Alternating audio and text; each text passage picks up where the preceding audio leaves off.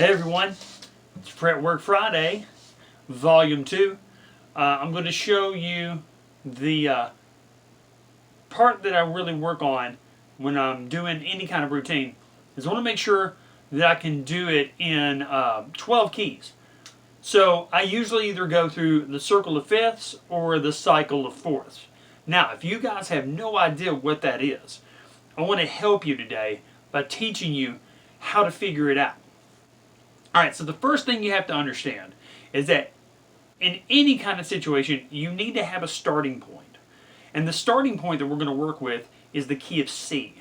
And the reason why we're going to use the key of C is because C has no sharps and no flats. And in case you don't know what I'm talking about, a sharp is going to be a note that's in between two natural notes. So D, D sharp, E is an example. F, F sharp, G is an example. A sharp, B is an example. So, I'm getting my better posture here. So what we're going to do is we're going to start off with C, because C actually uses the formula whole, whole, half. Whole, whole, whole, half. And when you do that with natural notes, you get this. C, whole step to D, whole step to E, half step to F, whole step to G, whole step to A, whole step to B, and then a half step to C. Now, we understand that we have no sharps, no flats in the key of C. That's what we start off with. So then what we do is we take C as our number one starting point, and we go 1, 2, 3, 4. That note right there is F. C, D, E, F. Okay, if you think of the song Lean on Me, there it is, right there. Okay, so you got the F. That is going to be the next key in the cycle of fourths. So we have C, then we have F. Now what I like to do is if I start right here at the 8th fret on the 6th string, right there, that's my starting point. Then I go directly underneath. There's F. Okay, from right here, F, whole, whole, half. That note right there is B flat. So that's the first one that's in the alphabet, so to speak, that we're going to work from that has a flat. So now you need to think C, then F, then B flat. So here's the cool thing about this whole situation. C, underneath it is F, underneath it is B flat. So we found out a little pattern started to show up. We have C, F, B flat. When you're doing this, you start to notice things that happen usually repetitively, or they start to notice at the same time. You start to see reoccurring themes. Those are patterns that you need to pay attention to. And now that you understand that, you don't have to do all the legwork to figure out the rest. So what we're going to do is we're basically going to go underneath the note that we just played. C, F, B flat. Then we're going to go underneath that one. That's E flat.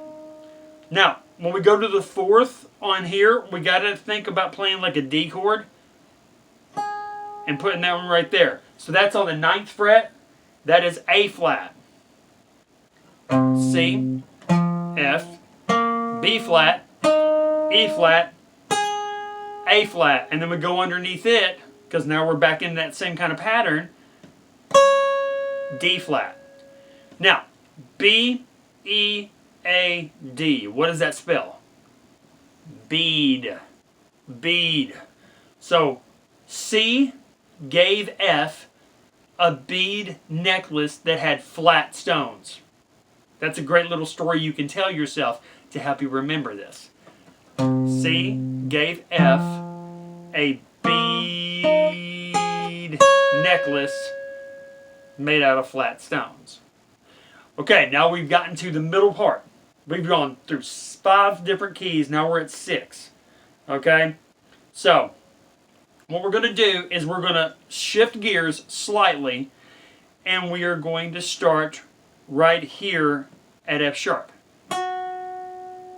That's the 7th fret on the 2nd string. Now this is the only tricky part about the whole thing. So we do that, and then we jump right back up to the 6th string. Now we're at B. So that's our little spot. Now you could also use the 9th fret of the 5 string. Then the 7th fret of the 6th string. So we're back here at, we had F sharp, and then we had B. Now we're in natural note mode. Okay, we're on the other side of the visual clock that we've made. C, F, B flat, E flat, A flat, D flat, F sharp, B, E, A, D, G, and then back to C. Okay, so we're at B. Then we go to underneath to E. Then we go underneath to A. Then we go underneath to D. Then we make that shift over 1 fret again to the 8th fret to make G. And then we're back underneath at our starting point, C. Okay, so if you do this, you actually will have the cycle of fourths. So if we start it again, 8, 8, 8, 8, 9, 9, then jump up there to the 5 string 9, and now go to the 7th fret. 7, 7, 7, 7, 8, 8. So all this means is everything that I do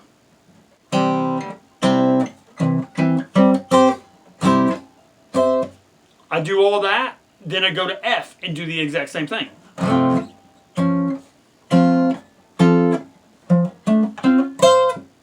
Then I would do B flat.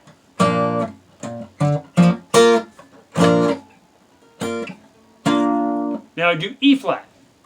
Now notice, I'm changing these shapes every time because here is where I start and I got to figure out where is F. There's F. There's B flat.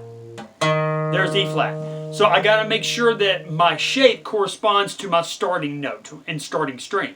So if it starts on the 4 string, you got to use that D shape. If it starts on the 5 string, you either have that A shape, with shape number 2, or some kind of C shape. If it starts on 6, it'll either be that E shape or that G shape. So I continue to go all the way through my cycle of fourths when I work through this. And this gives you all a little bit of insight on why learning this is a super important skill. And if you ever get lost, do this. Start at C, work it up to the 4th. You're at F. Write that down. C, then F. Then right here, stay there, then walk that up to a 4th. Now you're at B flat. Write B flat down. Now you have C, F, B flat. Okay, that's the 13th fret. Bring that back down to the 1st fret. Now walk that up to a 4th. Ah, E flat. So now you write C, F, B flat, E flat. Walk this one up to a 4th. A flat, that's the 11th fret, right? Now you have C, F, B flat, E flat, A flat. Now, what I probably would do right here is walk that up to right there to B flat, but put it right here. That's number 2, 3, there's 4. D flat. So then you would write B flat, E flat, A flat, D flat. And it's the same exact thing. So, You have a couple of ways to do this, but the most important thing is that you start working on it so you can get your mind used to how that shift is, and you're not trying to just do the same key over and over. You do this till you get really good at it. Then you move to the next one. What you're going to start to notice is that the strings that you're playing are going to be creating the different shapes that you're using at the starting point right here at fret number 1 or fret number 2. So keep that in mind, and you'll start to learn really fast which ones are starting off. And then you can go through your actual progression of the C shape, the A shape, the G shape, the E shape, and the D shape, all the way through. Then I work it through minor, which I've already shown you. Check out my video for that one.